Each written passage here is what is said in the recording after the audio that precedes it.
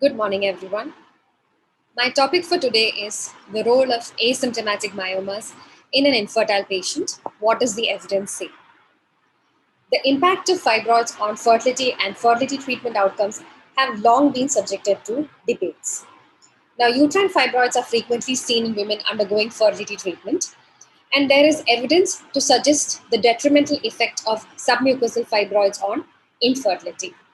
There is also evidence to suggest that intramural fibroids, which do not distort the cavity, may also play a negative role in fertility outcomes. A major point of controversy has been the size of the fibroids. There is evidence to show that fibroids ranging in size from 3 centimeters and above seem to have a negative effect on the fertility outcomes. So let's go ahead and see what the current evidence says. Now, uterine myomas are basically benign tumors which affects 30% of all women. They are observed in 5 to 10% of women presenting with infertility and may be the sole cause of infertility in 1 to 3%. They are reported to cause 7% of recurrent spontaneous abortions, but still there is no consensus regarding the appropriateness of performing myomectomy to treat these type of leiomyomas. Now, pathogenesis has been shown to be a somatic mutation which occurs in a single smooth muscle cell of the uterus. Genetic and epigenetic factors seem to play a role. These include the steroid hormones, interleukins, glycodelin, growth factors, etc. Progesterone and its receptors may also have a role in myoma growth, modulating the expression of growth factor signaling proteins, etc. So the questions asked in the Fertility Sterility 2017 were, does uterine myoma impact the likelihood of pregnancy and early pregnancy loss? Will myomectomy help those women who have been suffering from recurrent abortions? Does myomectomy influence the pregnancy and the live birth rate in asymptomatic women of reproductive age? So, how do myomas hinder the fertility potential? Myomas can distort the uterine cavity, they can hinder the transport of the sperm, alter the myometrial contractility, alter the endometrial and the myometrial blood supply, may cause deviation or obstruction of the tubal ostia, and can also cause a chronic inflammatory reaction to the adjacent endometrium. So this was an article which came out in the Fertility Research and Practice in August 2015 by Pyer et al. On the potential causes of subfertility in patients with intramural fibroids. Now, intramural fibroids have been shown to cause a change in the implantation factors. It may cause a decrease in the hoxatin, which is essential for implantation, cause a decrease in the glycodelin, may cause a change in the immunological and the endocrine factors, and may also cause abnormal uterine peristalsis. Now, abnormal uterine peristalsis has been postulated to be caused by the rich neurotransmitter bundle present in the pseudocapsule of the fibroid. So, are submucosal myomas more problematic than intramural myomas? Myomas which lie in contact with the endometrial surface are known to cause histological alterations. They may also cause an endometrial atrophy and ulceration even on the distal endometrium, probably due to a mechanical effect. So, what does the evidence say regarding the removal of asymptomatic myomas? Prior studies have illustrated the successful use of myomectomy for symptom relief and improvement of health quality related life. But there is still significant controversy regarding the impact of uterine myomas on fertility and pregnancy outcomes and whether it is indicated or not. So this was a patient who was undergoing ART at our center. Now in this scan, ultrasound image, you can see an intramural fibroid lying close to the endometrium. This was her lap image. So you can see the uterus is studded with fibroids. Some of them are subserosal, but she has intramural fibroids, even though in small in size. So this fibroid measured only 3.5 centimeters, but it was intending upon the endometrial cavity. She also had another intramural fibroid around 3.5 to 4 centimeters in size, which was intruding upon the endometrial cavity. Here you can see that the cavity gets opened up when the intramural fibroid is removed. An important thing to remember while removing myomas close to the endometrial cavity is that approximation of the endometrial cavity should be proper. Usually when cavity gets opened during myomectomy, it may be a reason for causing intrauterine adhesions which may hinder the fertility potential of the patient. So it is better to cause an approximation of the endometrial cavity by using a subendometrial sutures And again, closing the uterus in 2 layers with whichever suture material works well for you. So there is clear anatomical disruption of the uterine architecture. It may also impact the endometrial cavity.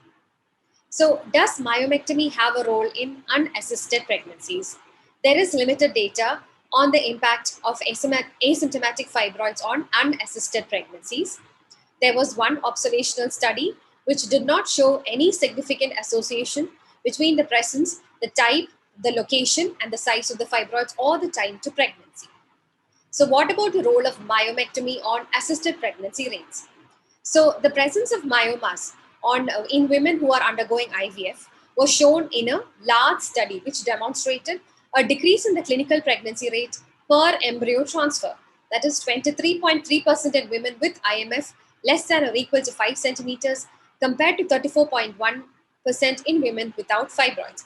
But these women were actually in the older age group and the results could have been confounded by age.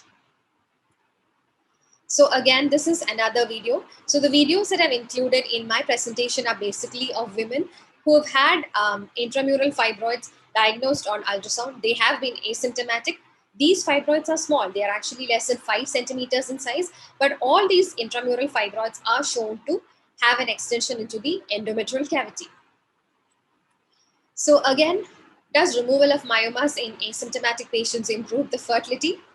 So there was a prospective cohort study comparing non-cavity distorting myomas in women without myomas. These two groups of women had similar pregnancy rates.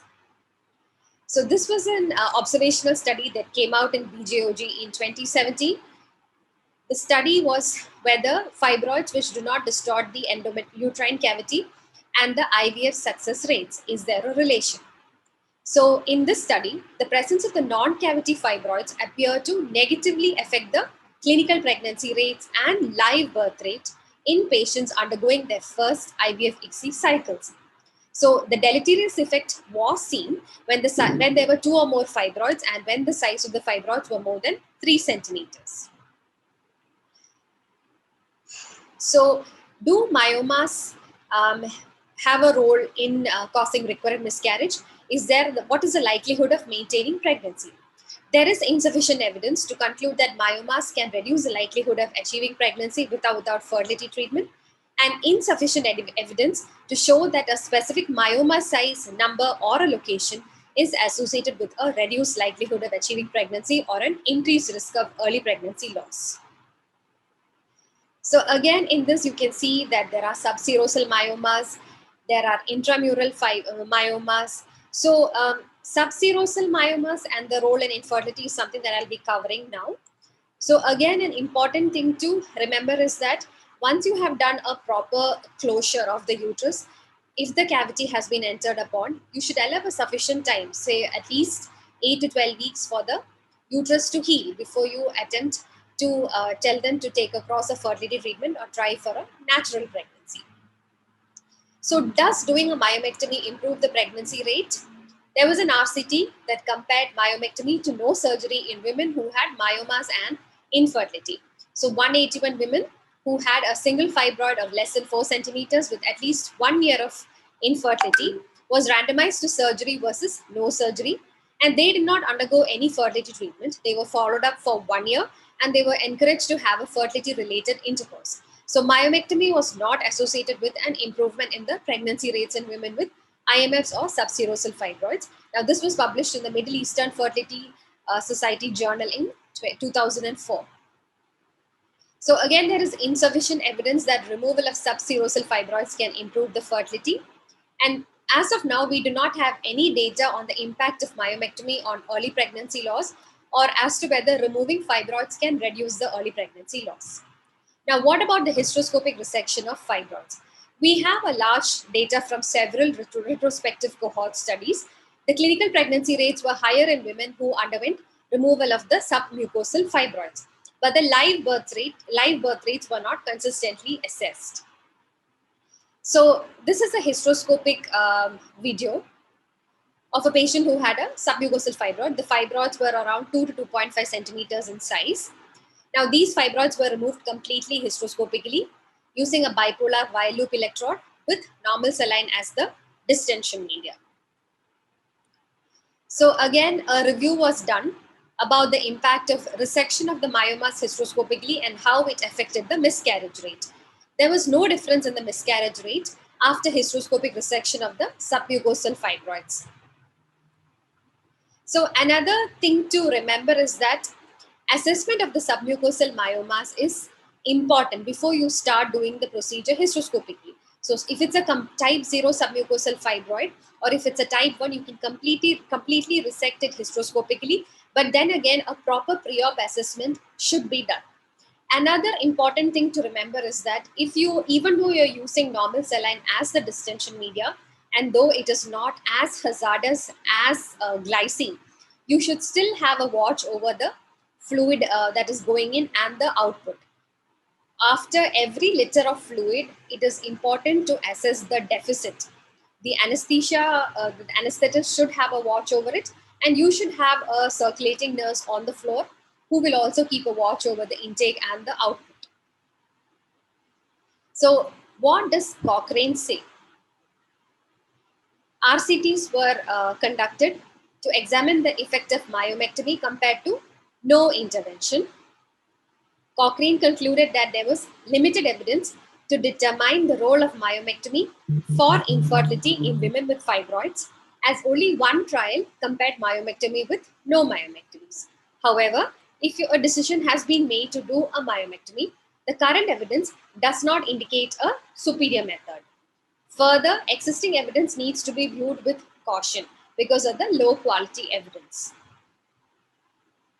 So now to conclude with significant controversy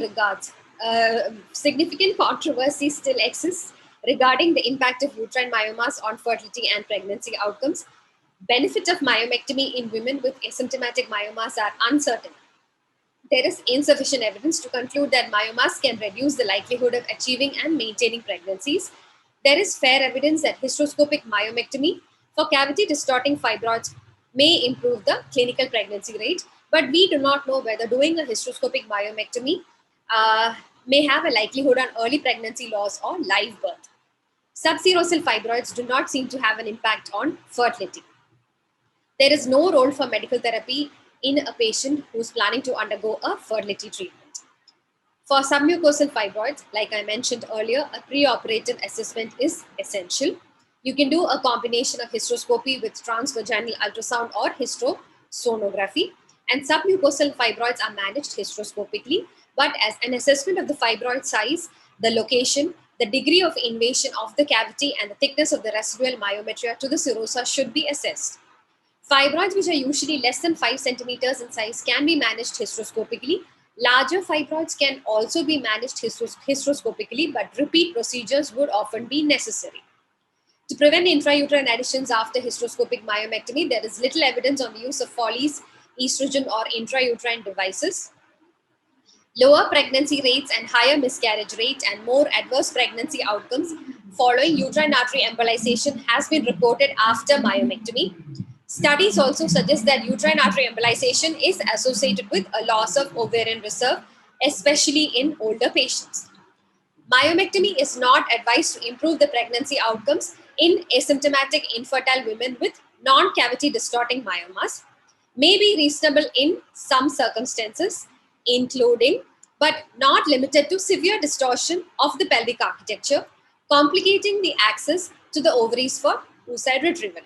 An association between the specific number, size, and the location of myomas and pregnancy outcomes have not been confirmed.